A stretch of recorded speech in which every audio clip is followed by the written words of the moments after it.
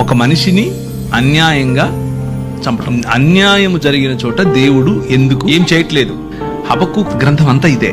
ఏంటి నువ్వు చూడవా, అసలు ఉన్నావా? నువ్వు ఉంటే కళ్ళు మూసుకున్న పాట కూడా పాడారు ఒక ఆయన పాత రోజుల్లో. ఉన్నావా, అసలు ఉన్నావా, ఉంటే కళ్ళు మూసుకున్నావా? అయితే భక్తులు ఏం ఎక్స్పెక్ట్ చేస్తారంటే జరగంగానే ఆయన కత్తెత్తుకొని వచ్చేసి వేసేయాలనుకుంటారు.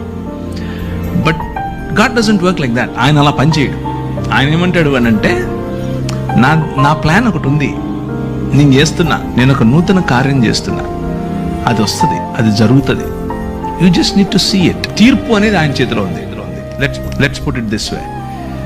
మనం అనుకున్నట్లుగా కాకపోయినా ఆయన తనదైన శైలిలో, తన పద్ధతిలో సమస్తాన్ని నూతన పరుస్తున్నాడు. కొందరికి ఛాన్స్ ఇచ్చి నూతన పరుస్తాడు, కొందరికి పళ్ళు రాలగొట్టి నూతన పరుస్తాడు. రెండిట్లో ఏది కరెక్ట్ అనేది ఆయనకే వదిలేద్దాం.